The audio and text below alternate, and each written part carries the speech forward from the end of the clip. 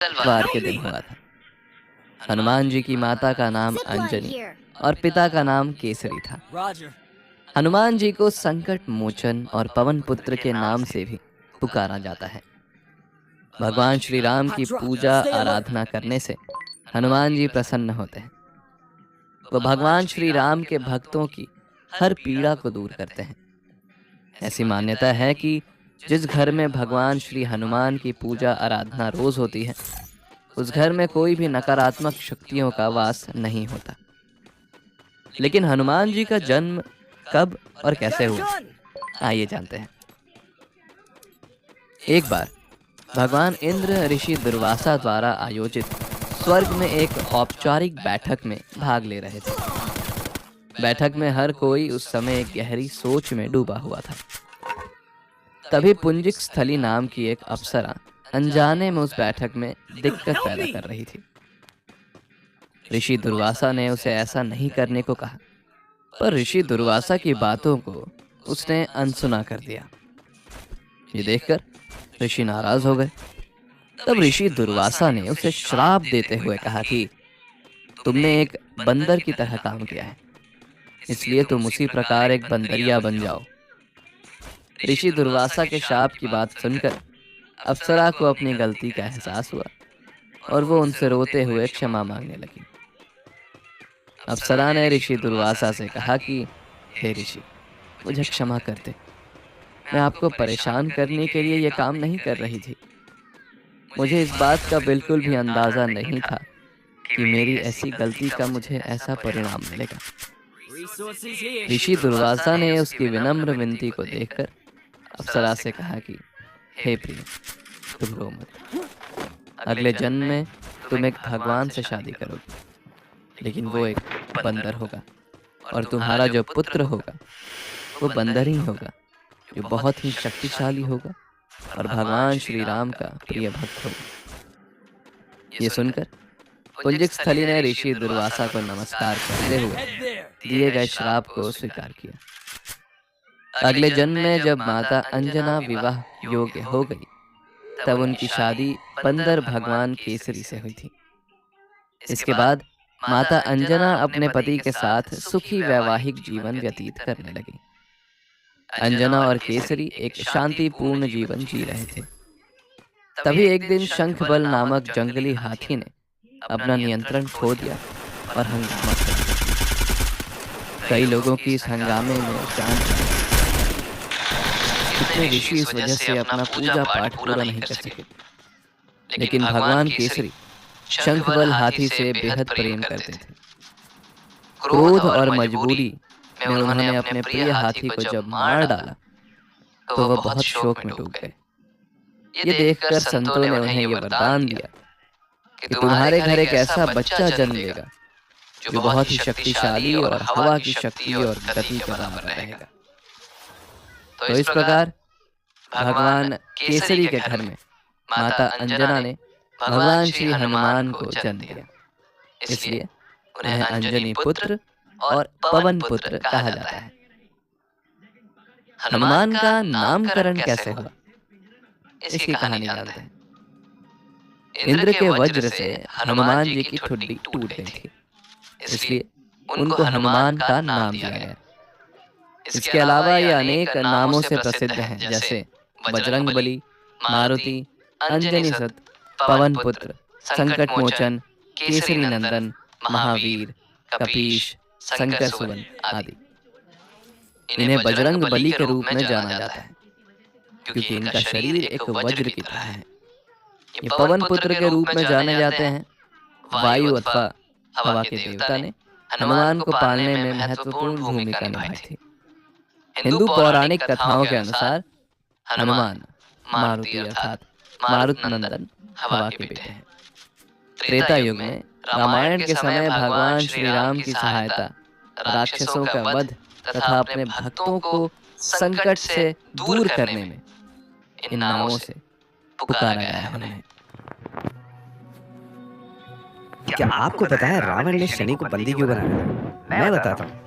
जब रावण की पत्नी मंदोदरी प्रेग्नेंट थी, तब रावण चाहता था कि सारे लोग, चाहे वो देव हो, गंधर्व हो, वो उस ऑस्पेशियस ओकेशन पर वहां मौजूद हो और सारा ब्रह्मांड जो है वो रुक जाए। और रावण के डर से सारे प्लैनेट्स और देवलोक के जितने भी लोग थे वो रावण के हिसाब से करने लगे। वो एक पोजीशन पर रुक गए रावण के सम्मान के लिए, सिवाय एक के, और वो थे शनिदेव। और जब रावण को इस बात का पता चला तो उसकी खोपड़ी सनक गई और रावण ने शनिदेव को बंदी बनाकर उल्टा टांग दिया था एक कारागार में। और काफी सालों तक शनिदेव उल्टे टंगे रहे लंका में। और बहुत सालों बाद जब महाबली हनुमान जी सीता माता को मिलने के लिए लंका पहुंचे तो रावण के जितने भी सोल्जर्स थे उन्होंने पकड़कर रावण के आदेश पर हनुमान जी की पूंछ में आग लगा दी थी। और उसके बाद हनुमान जी उसी आग से सारे लंका में आग लगाते रहे। इसी दौरान वो उस कारागार के पास पहुंचे जहां पर शनिदेव उल्टे लटके थे। हनुमान जी को देखकर शनिदेव ने जोर जोर से मदद के लिए गुहार की और हनुमान जी से कहा, हे हनुमान, प्लीज हेल्प मी। अब हनुमान ठहरे बड़े दिल वाले, तो उन्होंने कहा कि हे शनिदेव, ये हालत आपकी किसने की है? अरे इस रावण ने मुझे उल्टा लटका दिया है, मेरी हेल्प करो, मुझे नीचे उतारो। और तभी महाबली हनुमान ने शनिदेव को उस कारागार से मुक्त किया। और उसके बाद शनिदेव ने खुश होकर हनुमान जी को ये वरदान दिया कि जो भी हनुमान जी की पूजा करेगा उस पर शनिदेव कभी अपनी कुदृष्टि नहीं डालेंगे।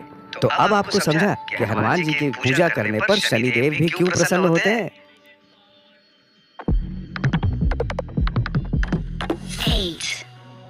क्या आप जानते हैं गिलहरी और रामायण का क्या संबंध है? मैं बताता हूँ। आप सभी ये तो जानते हैं कि जब राम सेतु बन रहा था लंका जाने के लिए ताकि वो रावण से युद्ध लड़ सके, तो उस राम सेतु को बनाने के लिए काफी सारे वानर और योद्धा जो है वो प्रभु श्री राम का नाम लेकर पत्थर समंदर में डाल रहे थे। और तभी एक छोटी सी नन्ही सी गिलहरी जो है अपने छोटे छोटे हाथों से छोटे पत्थर उस समंदर में फेंक रही थी ताकि वो इस अच्छे काम में अपना योगदान कर सके। और फिर तभी कुछ वानरों ने उस छोटी सी गिलहरी को देखा और उसे मना कर दिया और उस गिलहरी से कहा, कह रहे हट जाओ वरना पत्थरों के बीच में आके मर जाओगी। अब इस अच्छे काम में वो प्यारी गिलहरी भी अपना योगदान करना चाहती थी, लेकिन जब उसे इस काम से मना कर दिया तो वो बड़ी नाराज हो गई और वो गिलहरी दुखी होकर एक कोने में रोने लगी। लेकिन ये बात जब प्रभु राम को पता चली तो वो खुद उस गिलहरी के पास गए और वो उस गिलहरी से बड़े इंप्रेस हुए और एक अच्छे जेस्चर के रूप में उन्होंने इस गिलहरी को अपने हाथ में लिया और प्यार से सहलाने लगे। और ऐसा करते हुए उन्होंने गिलहरी के पीठ पर अपना हाथ घुमाया और फिर ये देखा गया कि जैसे ही प्रभु राम ने अपना हाथ उठाया तो उस गिलहरी के ब्राउन रंग के फर पर अपने आप 3 वाइट पट्टियां आ गई थी। और as a token of appreciation वो आज भी आप देख सकते हैं कि हर गिलहरी के पीठ पर 3 पट्टियां होती है, वाइट पट्टियां। और ये प्रभु रामचंद्र के आशीर्वाद के रूप में आज भी आप हर गिलहरी के पीठ पर देख सकते हैं। क्या आपको ये पता था?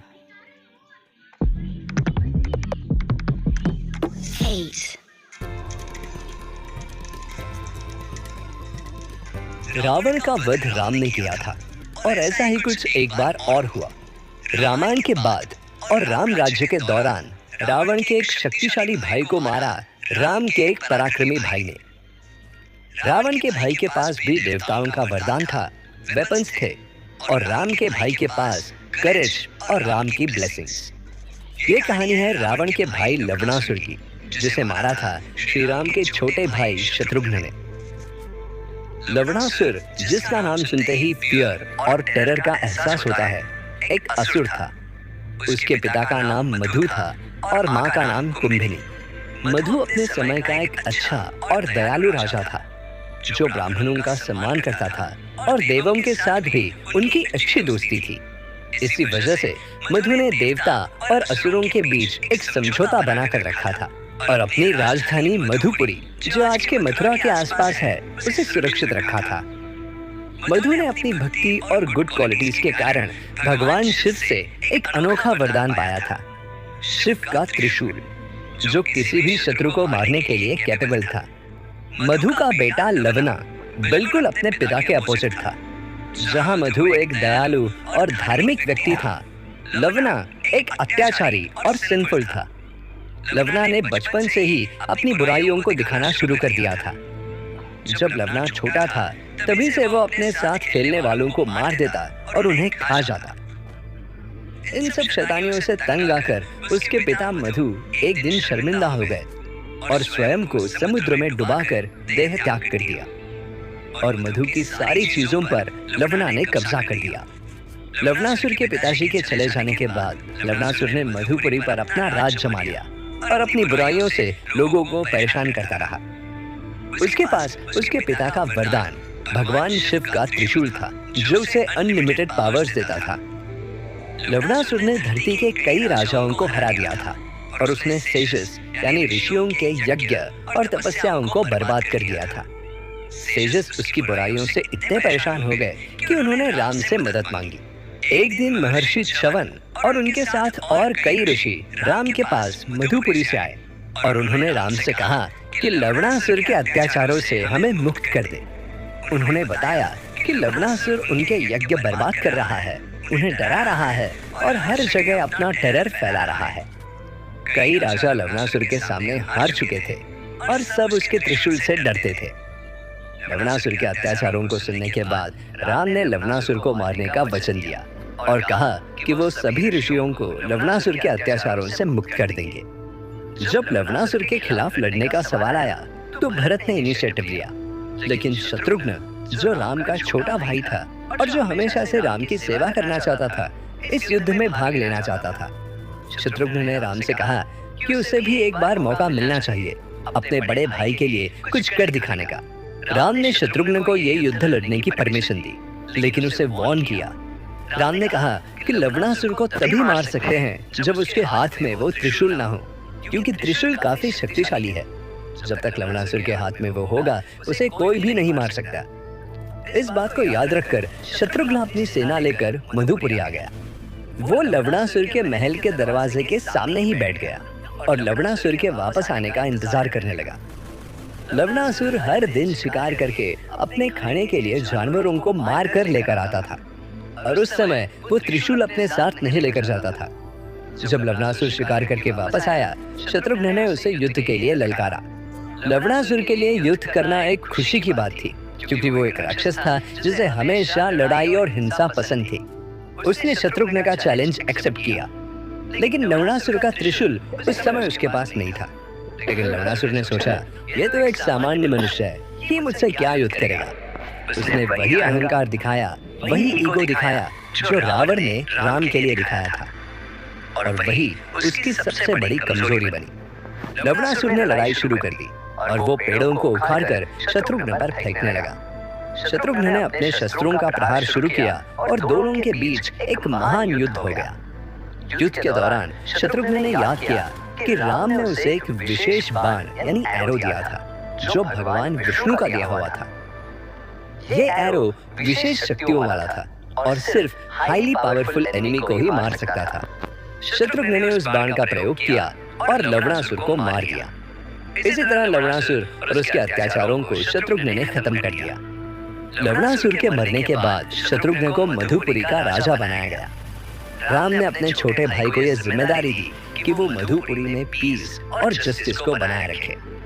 शत्रुघ्न ने काफी वर्ष तक मधुपुरी का शासन किया और अपने न्याय और धार्मिक प्रथाओं से सभी को खुश कर दिया। इसी प्रकार लवणासुर के आतंक का अंत हुआ और सभी सेजस को उसके भय से मुक्ति मिली। इसी तरह रावण के दुराचारी भाई को राम के भाई ने ही मारा और पृथ्वी का बोझ और थोड़ा हल्का कर दिया।